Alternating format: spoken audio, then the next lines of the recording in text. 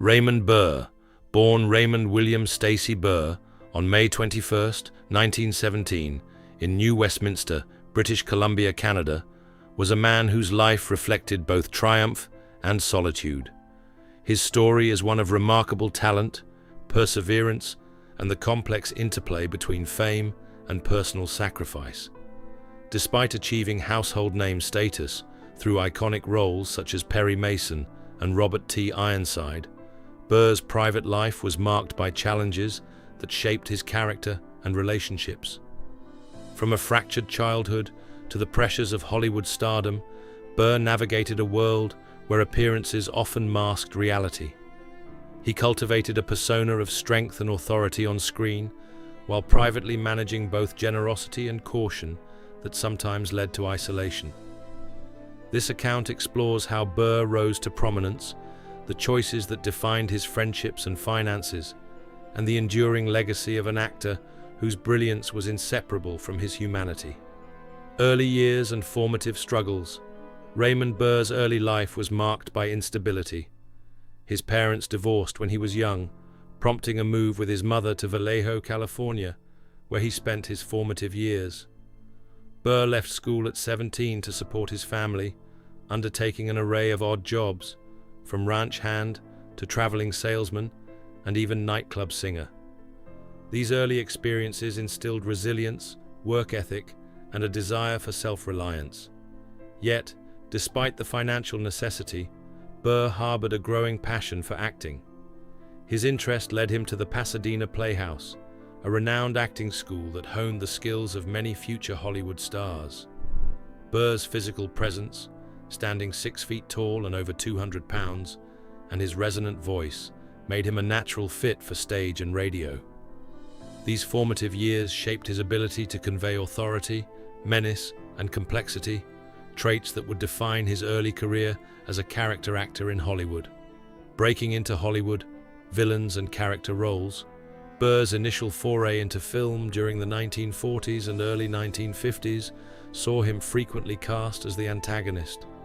He appeared in over 90 films, often portraying ruthless figures in noir and crime dramas. Notable roles included the menacing neighbor Lars Thorwald in Alfred Hitchcock's Rear Window, 1954, and the relentless prosecutor in A Place in the Sun, 1951. While these parts earned him recognition for intensity and gravitas, they also risked typecasting him.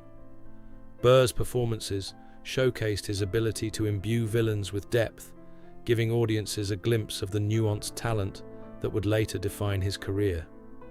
Despite the challenges of supporting roles, Burr consistently brought professionalism and commitment to every project, solidifying his reputation as a reliable and compelling actor in Hollywood.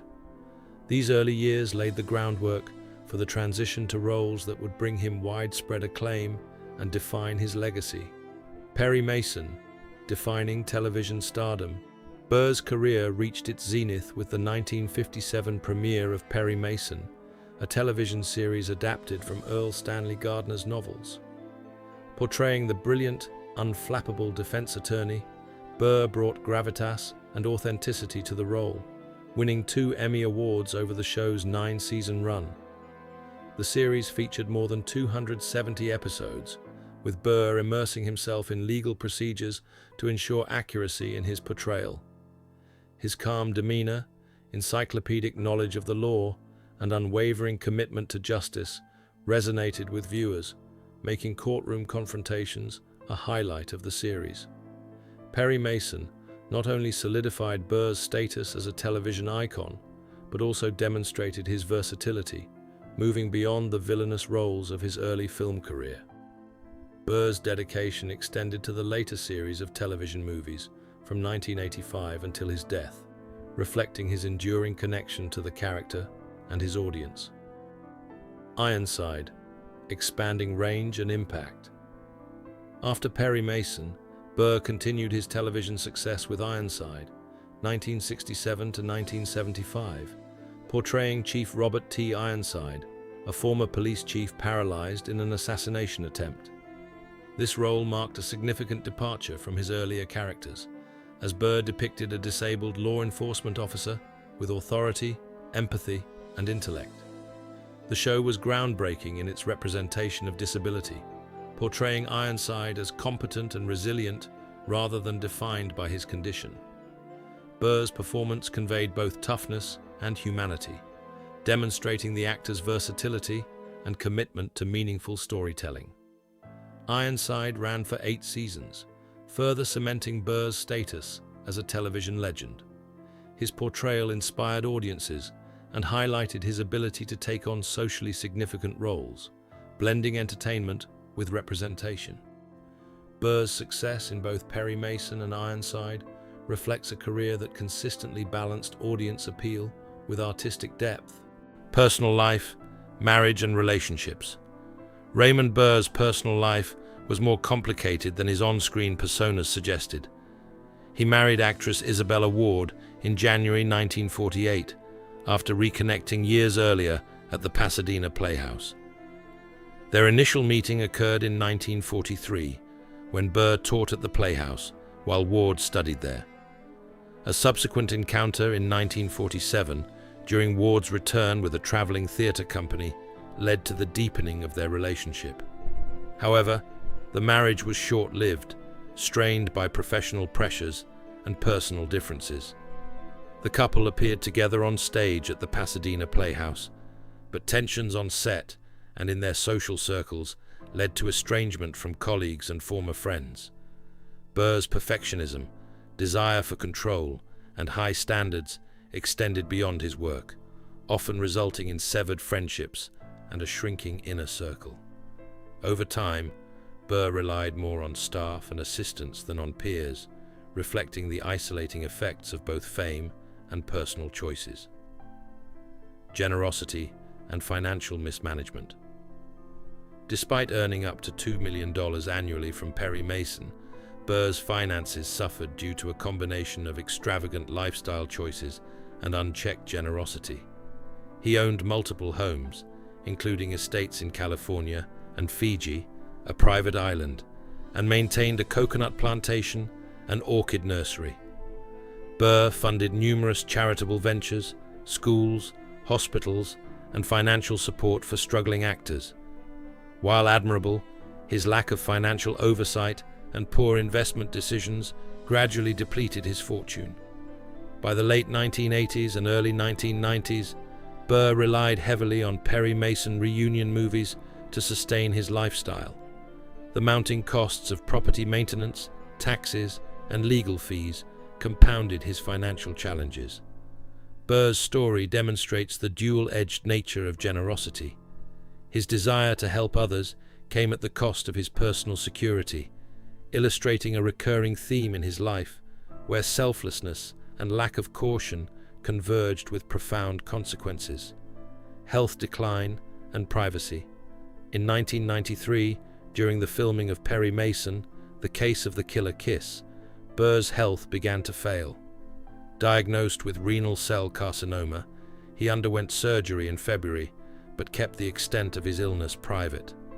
As the cancer metastasized to his liver, his condition became inoperable. Despite the severity, Burr continued working, completing his final project weeks before his death.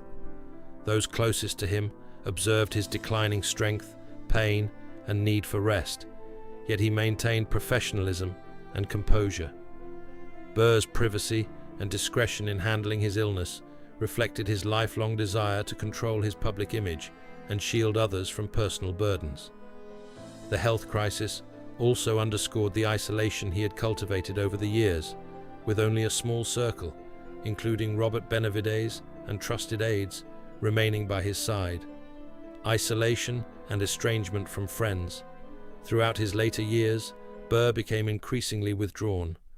Early tensions with colleagues, perfectionism, and cautiousness led to the gradual loss of friendships.